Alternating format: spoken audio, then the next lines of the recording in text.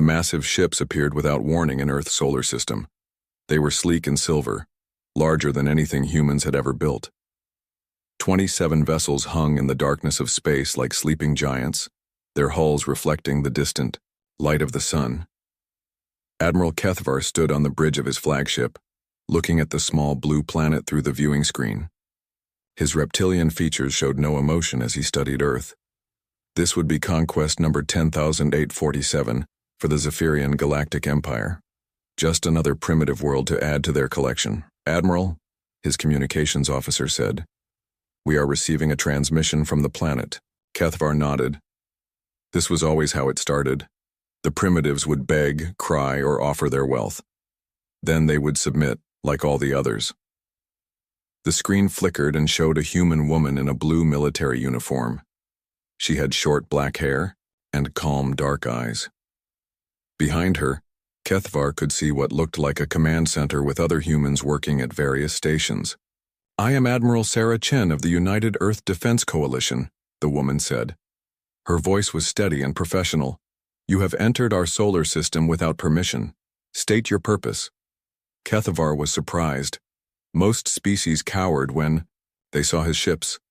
This human seemed completely unafraid. He straightened his 7-foot frame and spoke with the authority of someone who had conquered 1,000 worlds.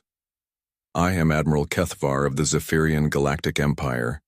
Your world has been selected for integration into our great civilization. You will surrender all military forces immediately. Your leaders will report to me within 1 standard day to discuss terms of your submission." Admiral Chen listened without showing any emotion. When he finished, she was quiet for a moment. Then she spoke. "Thank you for the information, Admiral Kethvar. However, humanity must respectfully decline your offer. We suggest you leave our system within 72 hours. The bridge of Kethvar's flagship fell silent. His officers looked at each other in confusion. In over 300 years of conquest, no species had ever simply said no. "Perhaps you do not understand," Kethvar said slowly. "We have 27 warships.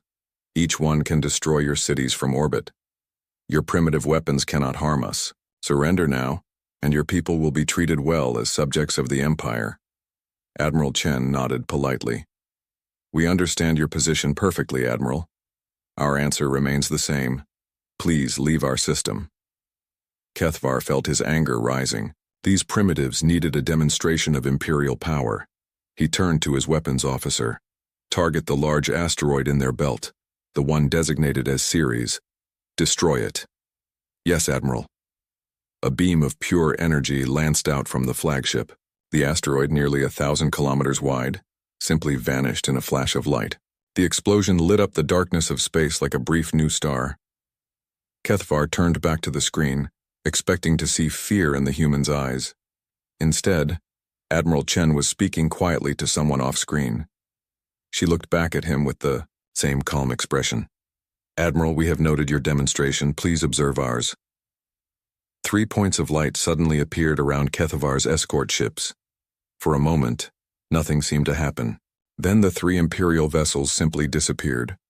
No explosion, no flash of light. They were just gone. The bridge erupted in shocked voices. Officers checked their instruments frantically. The 3 ships had been completely destroyed, but the humans had used no weapons that Imperial sensors could detect. Admiral Chen's voice cut through the noise. "Admiral Kethvar, you now have 71 hours and 37 minutes to leave our system. This is your only warning." The transmission ended. Kethvar stared at the blank screen in disbelief. In 3 centuries of conquest, he had never lost a ship to primitive weapons. These humans had just destroyed 3 Imperial warships as easily as swatting insects. "Admiral," his science officer said in a shaky voice, "I'm reading massive energy signatures throughout their system. Whatever destroyed our ships, they have many more of them." Kethvar looked at the blue planet again. It no longer seemed helpless and primitive. Something was very wrong here. He had conquered worlds with technology far more advanced than what Earth appeared to have. Yet somehow these humans had weapons that could destroy Imperial ships without even being detected. "Send a message to High Command," he ordered.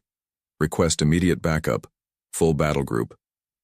His communications officer hesitated. Admiral, requesting, backup for a primitive world will damage your reputation.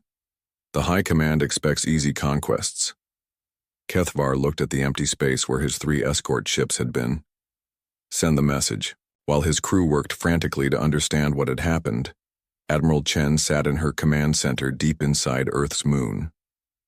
The facility was massive, built over 30 years in secret.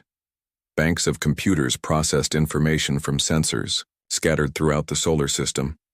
"Sarah," said General Martinez, walking up to her station. "That was impressive, but you know they'll be back with more ships." Admiral Chen nodded. "Of course they will. We've been preparing for this day for 27 years, ever since we detected their expansion pattern. They think we're just another primitive world to conquer." She turned to look at the tactical display showing the Zephyrian fleet. "They have no idea what humanity is capable of when we're threatened. They've spent centuries conquering species that gave up after the first show of force. They've never fought anyone who fights back." "The asteroid belt weapons performed perfectly," reported Colonel Park from the weapons station. "All 17 platforms are ready for the next engagement. Mars orbital defense is at full readiness, and the Luna facility is running at maximum capacity." Admiral Chen smiled grimly. "Good. When they return, they'll bring more ships. They think overwhelming force is the answer to everything. They're about to learn why that's a mistake when fighting humans." She walked to the large viewing window that looked out at Earth. The blue planet hung in space like a jewel, peaceful and beautiful. But beneath that calm surface, billions of humans were preparing for war. Factories worked around the clock producing weapons. Soldiers trained in combat techniques developed specifically for fighting alien invaders. "They want to see what humanity does when threatened," Admiral Chen said quietly. "I think they're about to get their wish." Back on the Zephyrian flagship, Admiral Kethvar received confirmation that his message had been sent. High Command was not pleased, but they were sending reinforcements. A full Imperial battle group would arrive within 10 standard days. As he watched the small blue planet, Kethvar felt something he had not experienced in centuries of conquest: uncertainty. These humans were different from every other species the Empire had encountered. They showed no fear, and their weapons were unlike anything in Imperial databases. "Admiral," his intelligence officer said, "I've been analyzing the humans' transmission. There was something strange about the background." "What do you mean?" "The facility they were broadcasting from appears to be inside their moon. The construction would require massive industrial capability and decades of work. This suggests long-term planning specifically for military purposes." Kethvar considered this information. Most primitive worlds had no warning before the Empire arrived. But these humans seemed to have been preparing for this moment for a very long time. "Continue monitoring their communications," he ordered. "I want to know everything about these creatures before reinforcements arrive."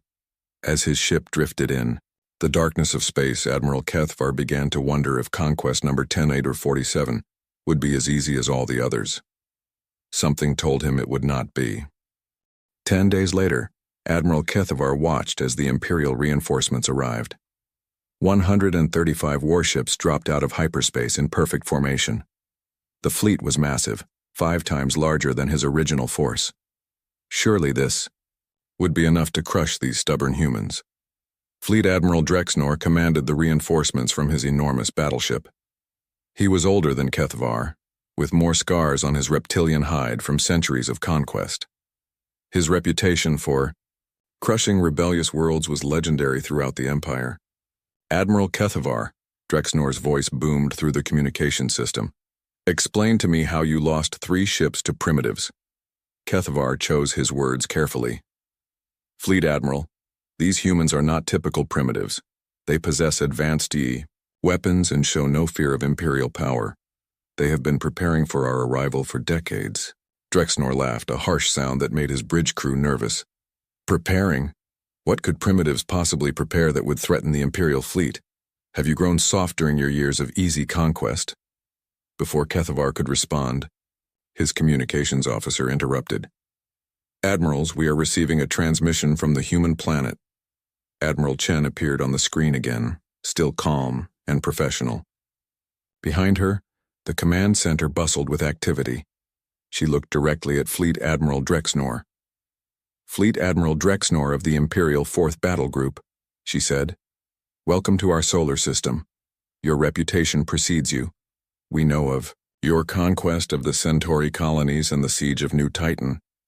Drexnor was surprised that these primitives knew his service record, but he quickly recovered. "Then you know resistance is pointless. Surrender immediately, or I will demonstrate why 100 worlds have fallen before me."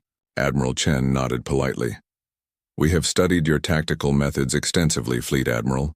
Your preference for overwhelming frontal assault, your use of fear as a weapon, your habit of bombarding population centers to break enemy morale. Then you know you cannot win," Drexnor snarled. "Actually," Admiral Chen said, "we know exactly how to beat you. You see, Fleet Admiral, you have spent centuries fighting species that surrender when faced with superior numbers. You have never fought a species that treats warfare as evolution." The transmission ended before Drexnor could respond. He stared at the blank screen in fury. These primitives dared to lecture him about warfare? "All ships, attack formation," he commanded. "We will show these humans what happens to those who defy the Empire." The massive fleet moved toward Earth like a metallic storm. 135 warships spread out in the classic Imperial battle formation. It was a sight that had brought terror to 1,000 worlds, but as they approached the inner solar system, strange things began to happen. Ships on the fleet's edges reported brief energy readings, then nothing. Several vessels simply vanished without sending distress calls.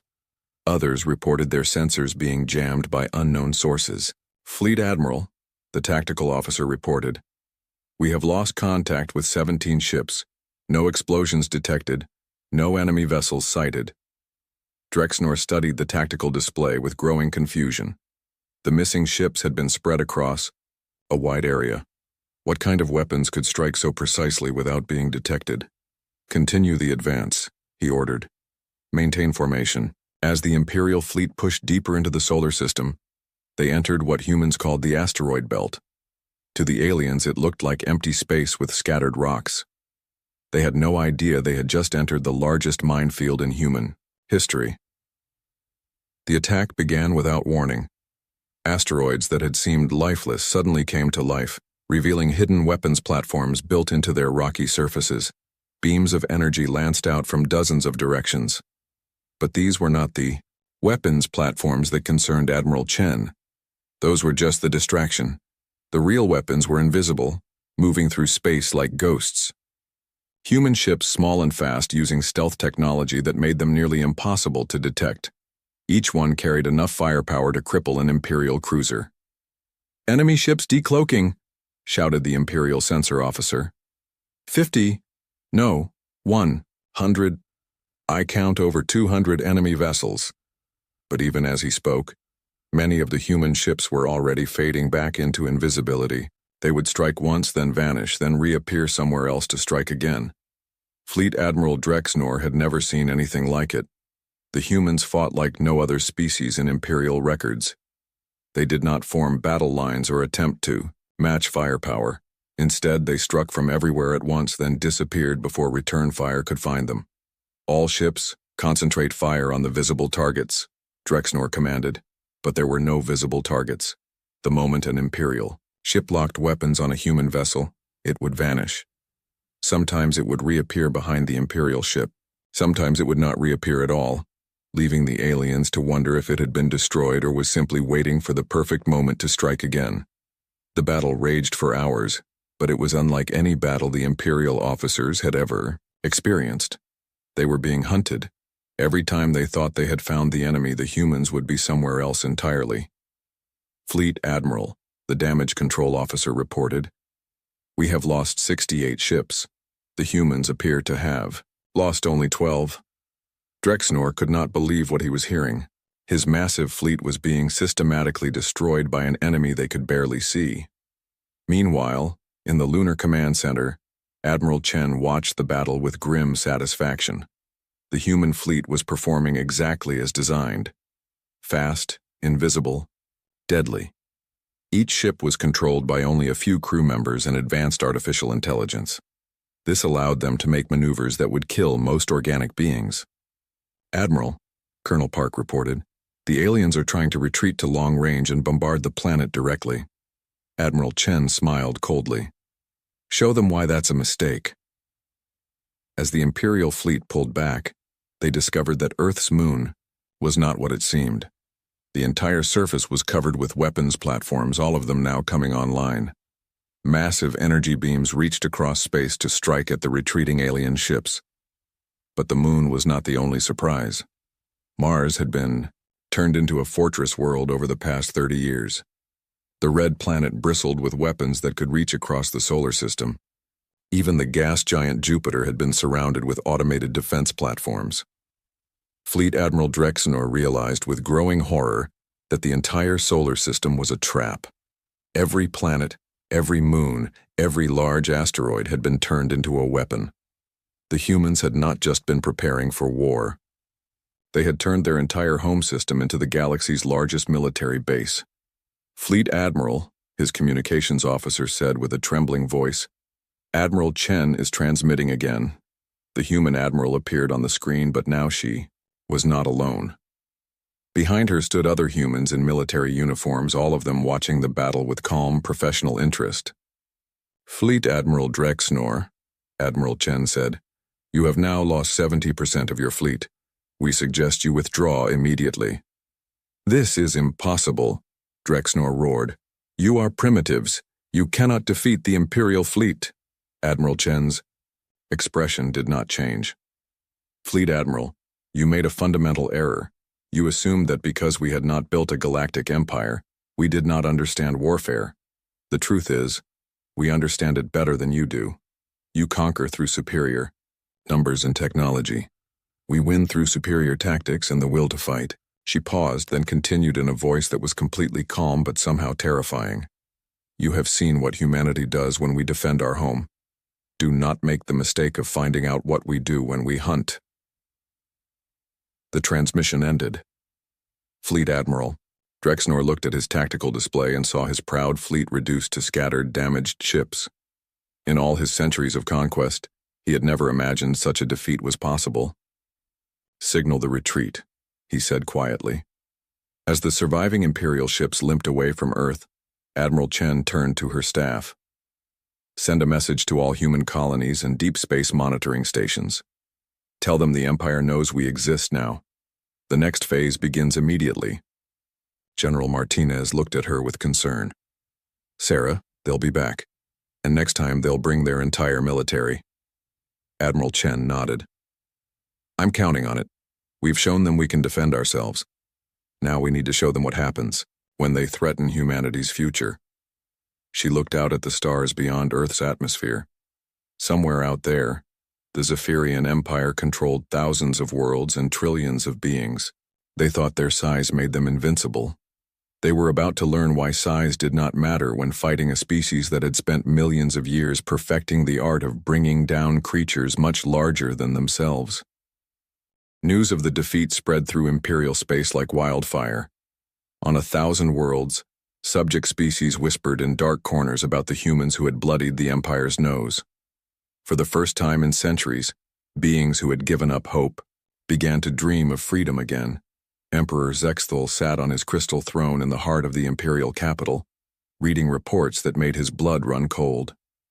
Fleet Admiral Drexnor had limped back to Imperial space with barely 30 ships from his fleet of 135.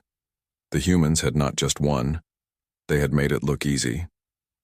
"Your Imperial Majesty," his military advisor said carefully, "perhaps we should reconsider our approach to this human world. No species has ever inflicted such casualties on Imperial forces." Emperor Zexathal's eyes blazed with fury. He was 12 feet tall, covered in golden scales, and had ruled the Empire for over 200 years. No primitive world would be allowed to make him look weak. "No," the Emperor said, his voice echoing through the throne room. "If we allow one world to defy us, others will follow. The Empire rules through fear. If that fear is broken, we lose everything." He stood, towering over his advisors. Mobilize. The Grand Fleet. All of it. I want 50,000 ships, not the handful we sent before. Crush these humans completely. Leave nothing alive on their world. The advisors looked at each other nervously. The Grand Fleet had never been used against a single planet. It was the Empire's ultimate weapon, designed to fight wars against entire galactic civilizations. Your Majesty, the military advisor said, the Grand Fleet has not been assembled in over 50 years. It will take months to gather all the ships and crews. Then begin immediately, the Emperor commanded. I want the greatest military force in galactic history pointed at this insignificant little world. When we are done, no one will remember that humans ever existed. As preparations began across the Empire, intercepted human communications revealed something that made the Emperor's advisors even more nervous. The humans were not preparing to hide or run. Instead, they were talking about something they called Operation Endgame. On Earth, Admiral Chen stood before the largest gathering in human history. Every world leader, every military commander, every scientist working on the defense project was connected to the conference. The weight of their species' survival rested on the decisions made in the next few hours. The Emperor has mobilized their Grand Fleet, Admiral Chen announced. Our intelligence estimates 50,000 warships, possibly more. It is the largest military force ever assembled in galactic history, and it is coming here to destroy us. Completely. The room was silent. Even the most optimistic leaders understood what those numbers meant. Humanity had defeated Imperial forces before, but those had been small fleets. 50,000 ships was beyond anything they had prepared for. However, Admiral Chen continued, we are not the same species that hid from their first contact.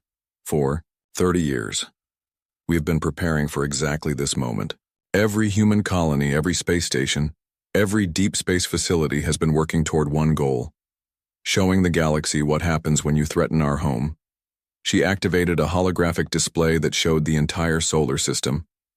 But it was not the solar system that the Empire had seen before. Hidden shipyards around Jupiter revealed themselves, showing massive construction projects that had been kept secret for decades. Mars opened up to reveal underground factories the size of continents. Even Earth's moon split open to show the true size of humanity's military base. Ladies and gentlemen, Admiral Chen said, I present Operation Endgame.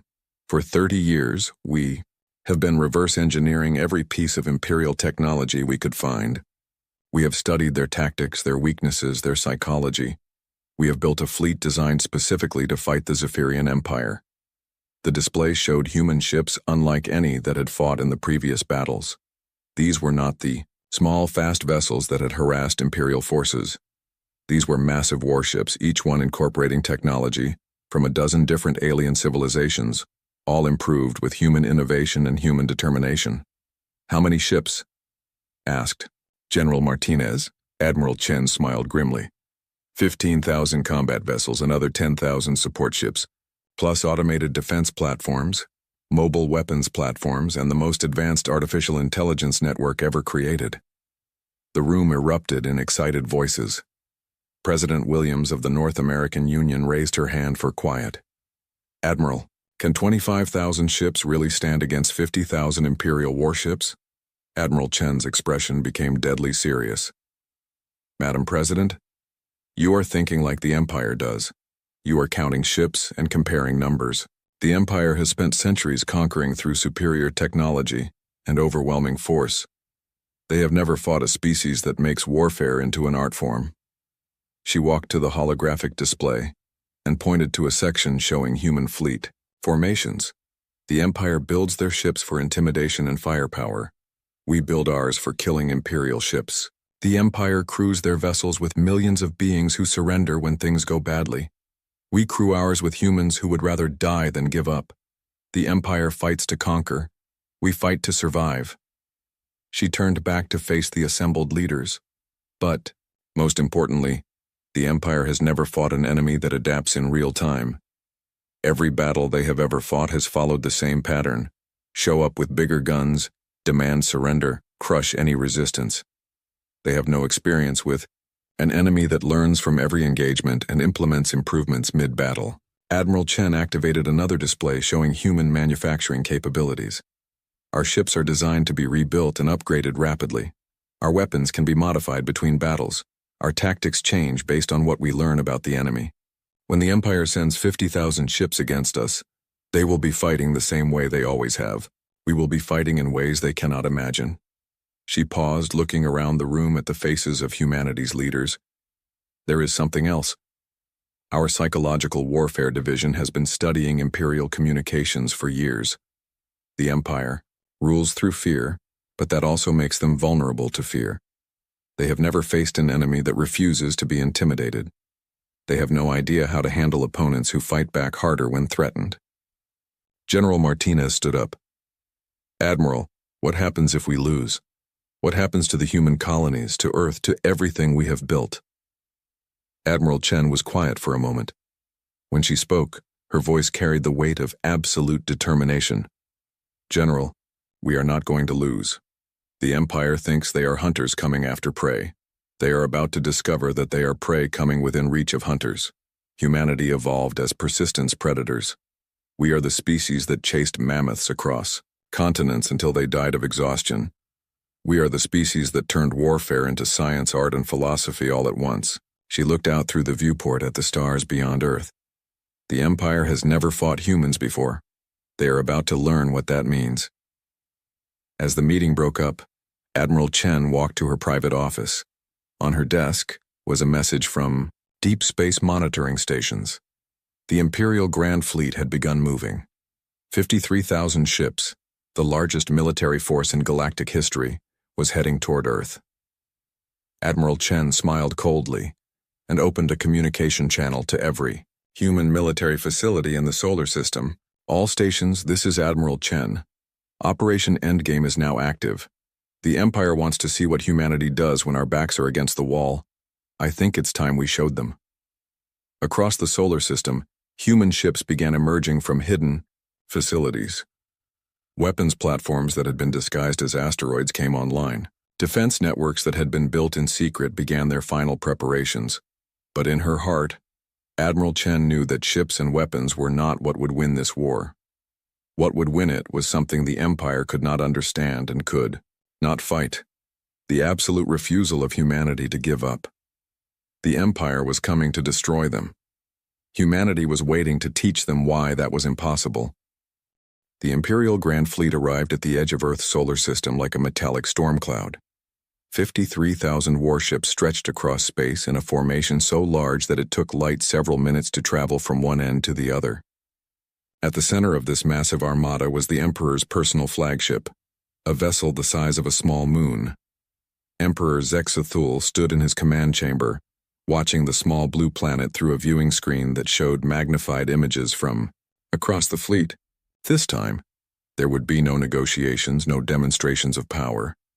This time, the humans would simply be erased from existence. Your Imperial Majesty, his fleet commander reported. All ships are in position. Long-range sensors show significant human activity throughout their system, but nothing that could threaten a fleet of this size. The Emperor nodded. The humans had surprised them before with their tricks and traps, but no primitive world could stand against the combined might of the entire Imperial military. Begin the advance, he commanded. Destroy everything in this system. I want every planet, every moon, every asteroid reduced to dust. Leave nothing that could harbor human life. The massive fleet began moving toward Earth in perfect formation.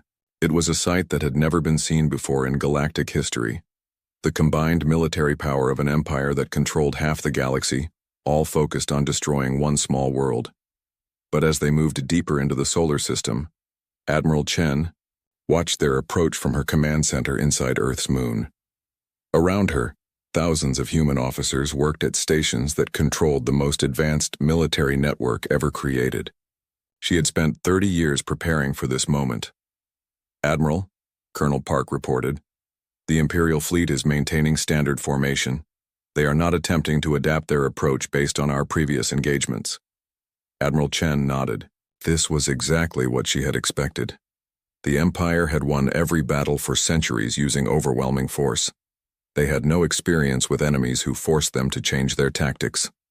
"All ships, this is Admiral Chen," she announced over the Fleet Communication Network. "The Empire has brought everything they have to destroy us. They think their numbers make them invincible. Today we show them why humans never give up." Throughout the solar system, human ships began moving into position. But these were not the same vessels that had fought in the previous battles. These were warships built specifically to kill Imperial vessels, incorporating 30 years of study into alien technology and weaknesses.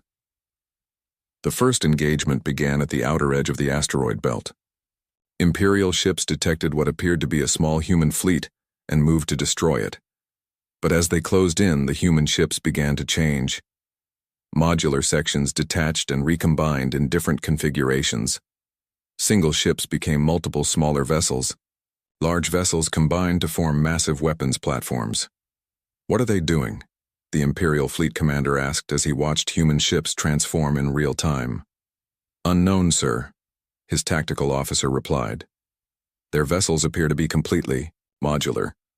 They can adapt their configuration based on the tactical situation." But that was only the beginning of the surprises waiting for the Imperial Fleet. As the battle developed, they discovered that human ships fought in ways that violated every rule of space warfare. They used their own damaged vessels as guided weapons, ramming them into Imperial ships at incredible speeds. They coordinated attacks across impossible distances with perfect timing. Most disturbing of all, they seemed to have no concept of acceptable losses. "Sir," the Imperial Damage Control Officer reported, "the humans are not attempting to preserve their ships or crews. They are treating their own vessels as expendable weapons." Emperor Zexthul watched the battle unfold with growing disbelief. The humans were outnumbered more than 2-1, yet they were winning. Imperial ships designed to intimidate entire worlds were being systematically destroyed by an enemy that refused to follow any logical pattern. The human ships moved like living things, adapting their tactics moment by moment. When Imperial forces tried to surround them, they scattered and regrouped elsewhere. When the aliens attempted to use their superior numbers, humans turned the battlefield into a maze of debris and energy fields that made formations impossible. "Your Majesty," the fleet commander said nervously, "we have lost over 8,000 ships. The humans appear to have lost less than 2,000. Emperor Zexthul could not believe what he was hearing. His massive fleet was being defeated by primitives who should not even understand advanced technology. "All ships, maximum firepower," he commanded. "Ignore the human fleet. Target their planet directly." But as the Imperial ships tried to push through to Earth, they encountered something that made their previous battles seem simple. The entire inner solar system had been turned into a fortress. Every planet, every moon, every large asteroid was armed with weapons that could reach across space to strike at attacking ships. Earth's moon opened up to reveal the largest military base in human history. Mars split apart to show underground factories that had been building weapons for decades. Even Venus, hidden behind its thick clouds, was revealed to be covered with automated defense platforms. "Impossible," Emperor Zexthul whispered as he watched the display. "They have turned their entire star system into a weapon." The battle reached its climax as the Imperial fleet found itself trapped in the inner system. Behind them, human ships harassed their rear formations. Ahead of them, every celestial body bristled with weapons, and all around them, smaller human vessels appeared and disappeared like ghosts, striking without warning and vanishing before return fire could find them.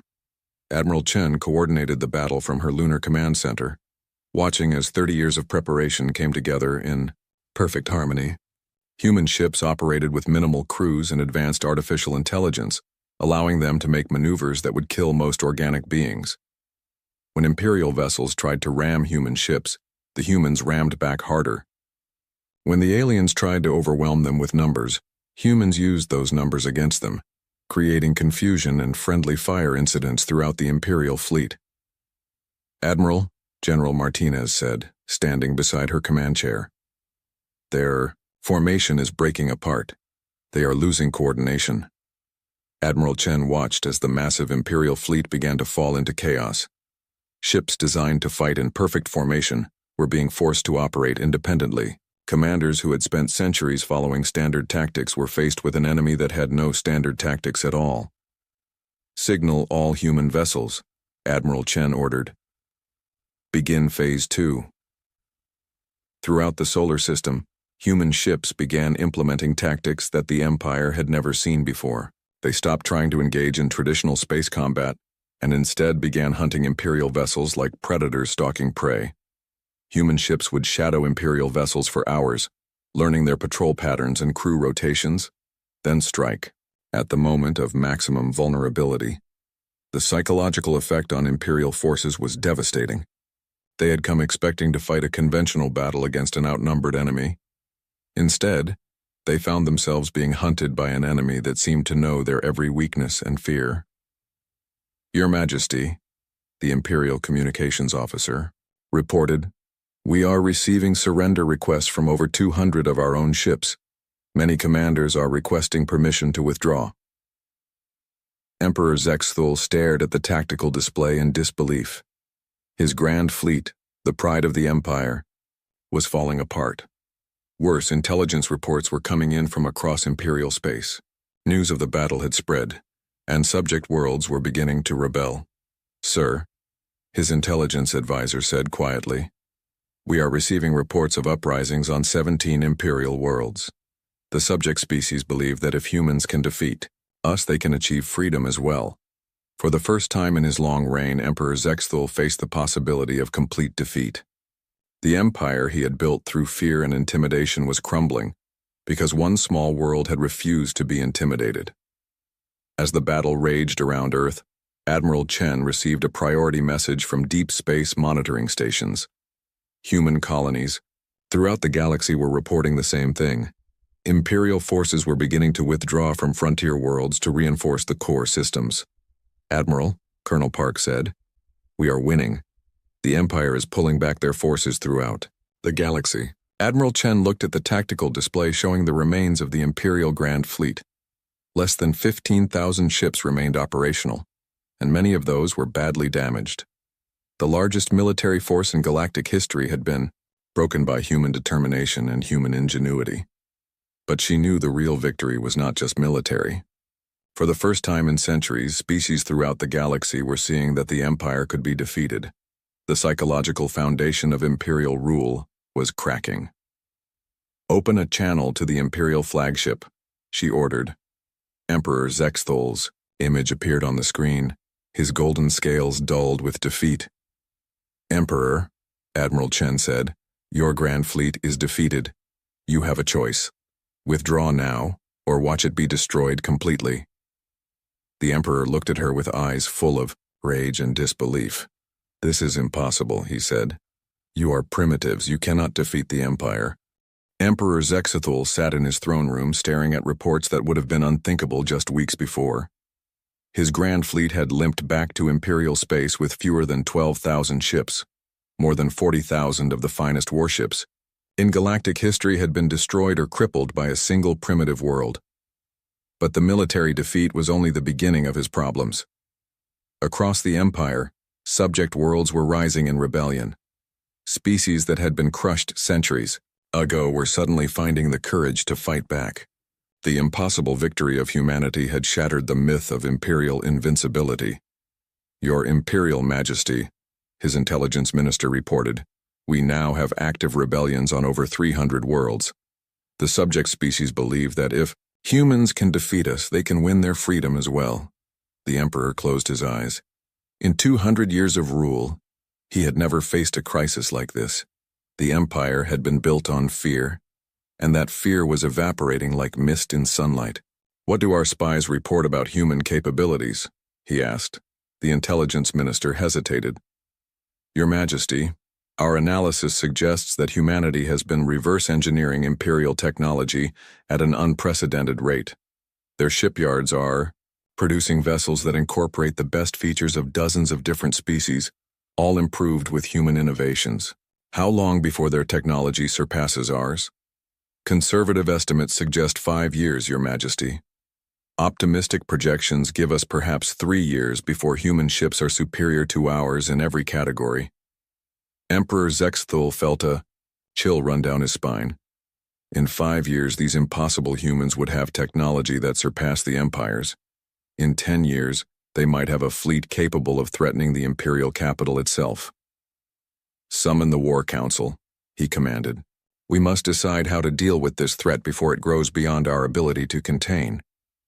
But before the War Council could convene, something unprecedented happened. Every communication system in the Imperial Palace activated at once.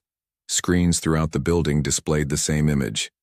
Admiral Sarah Chen, sitting calmly in her lunar command center. "Citizens of the Zephyrian Empire," Admiral Chen said, her voice carrying across the capital city and to every world in Imperial space. "I am Admiral Sarah Chen of the United Earth Defense Coalition. I have a message for your leaders." Emperor Zexthul watched in horror as his own communication networks were used against him. The humans had not just defeated his fleet, they had penetrated the most secure systems in the Empire. Admiral Chen continued speaking, her voice calm and professional. "For centuries, your empire has conquered worlds through intimidation and overwhelming force. You have enslaved species, destroyed civilizations, and spread fear throughout the galaxy. Today, that ends." She paused, looking directly at the camera, as if she could see Emperor Zexthul in his throne room. "Emperor Zexthul, humanity hereby delivers an ultimatum to the Zephyrian Empire. You have 30 standard days to comply with the following terms. First, you will immediately cease all expansion activities and release all species conquered in the past 50 years.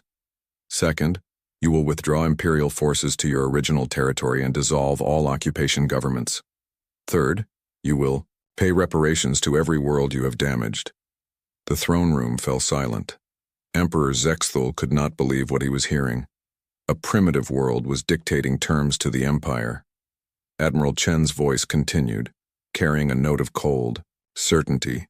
"If you refuse these terms, humanity will bring the war to Imperial space. And I promise you, Emperor, we fight very differently when we are the hunters instead of the prey." To demonstrate their reach, Admiral Chen activated a tactical display that showed the location of every major Imperial world. As she spoke, dots of light appeared around 12 different planets, including the Imperial capital itself. "As you can see," Admiral Chen said, "human ships are already in position throughout your territory. We have been studying your defenses for years. We know where your shipyards are located, where your supply lines run, which worlds are critical to your economy." The dots of light faded, but the message was clear. Nowhere in the Empire was truly safe. "You have 30 days, Admiral Chen repeated. "Use them wisely." The transmission ended, leaving Emperor Zexthul staring at a blank screen. In his throne room, advisors looked at each other with barely concealed panic. The impossible had happened. The Empire was being threatened by a species they had tried to conquer. "Your Majesty," his military advisor said carefully, "the human ships that appeared around our worlds, they were only detected for moments before vanishing. Our defenses could not track them." Emperor Zexthul realized the terrible truth. The humans had not just defeated his grand fleet. They had been preparing for this moment for decades, studying Imperial weaknesses and building the tools needed to destroy his empire. Over the following days, reports poured in from across Imperial space. Human ships appeared without warning around critical facilities, scanned defensive positions, then vanished before Imperial forces could respond. The message was clear. Humanity could strike anywhere, anytime. But the psychological warfare was even more effective than the military demonstrations. News of humanity's ultimatum spread throughout the Empire faster than official communications could contain it. On world after world, subject species began to whisper about the impossible humans who had made the Empire tremble. "Your Majesty," the governor of the Rigel sector reported, "we are losing control. The subject species are openly discussing rebellion. Our own forces are questioning whether the Empire can protect them from human retaliation." Emperor Zexthul walked to the great window of his throne room and looked out at the Imperial capital. For 2 centuries, this world had been the center of the greatest empire in galactic history. Now, it felt like a target waiting for human weapons to find it. His communications officer interrupted his thoughts. "Your Majesty, We are receiving messages from sector governors throughout the Empire. Many are requesting permission to negotiate local truces with human forces. The Emperor turned back to his advisors. Are you telling me that Imperial governors want to surrender to primitives? Your Majesty, his intelligence minister said quietly, they are not primitives. Our analysis shows that humanity has developed technology and tactics that are in many ways superior to our own. More importantly, they possess something we have never encountered before: absolute determination. They do not surrender, they do not retreat, and they do not negotiate from weakness. Emperor Zexthul considered his options. He could refuse the human ultimatum and fight a war against an enemy that had already proven they could defeat Imperial forces. He could try to negotiate, but that would mean admitting that the Empire could be forced to bargain with its subjects. Or he could accept the ultimatum and watch his empire crumble as world after world declared independence. On Earth, Admiral Chen received reports from human intelligence networks throughout the galaxy. The Empire was fracturing. Rebellions were spreading faster than Imperial forces could contain them. Most importantly, the psychological foundation of Imperial rule was collapsing. Admiral, General Martinez said, our deep space monitors are detecting massive troop movements throughout Imperial space. They are pulling forces back from frontier worlds to protect core systems. Admiral Chen nodded. Good. Every ship they recall weakens their control over subject worlds. Every world that gains independence makes the Empire smaller and weaker. She walked to the great viewing window that looked out at Earth. The blue planet hung in space like a jewel, beautiful and peaceful. But Admiral Chen knew that humanity had changed forever. They were no longer a single-world species hiding in their corner of the galaxy. They had become something that the Empire had never faced before, a species that refused to be conquered. Colonel Park, she said, what is the status of our deep strike capabilities? All long-range fleets are in position, Admiral. We can hit any target in Imperial space within 72 hours of receiving orders. Admiral Chen smiled grimly. The Empire had 25 days left to comply with humanity's ultimatum. If they refused, they would learn what humans did when they went hunting. Emperor Zexthul made his decision on the 29th day. In a message broadcast throughout the Empire, he announced that the Zephyrian Empire would comply with human demands. Imperial forces would withdraw from recently conquered worlds. Reparations would be paid. The age of unlimited expansion was over. But Admiral Chen knew that the real victory was not the Emperor's surrender. The real victory was that species throughout the galaxy had seen the Empire defeated. They had seen that even the greatest military force in galactic history could be beaten by determination, ingenuity, and the absolute refusal to give up.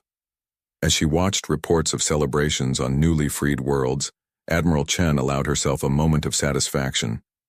Humanity had not just defended their home. They had changed the balance of power in the galaxy forever. The Empire had learned what happened when they threatened humanity. Now the galaxy would see what happened when humans decided to hunt.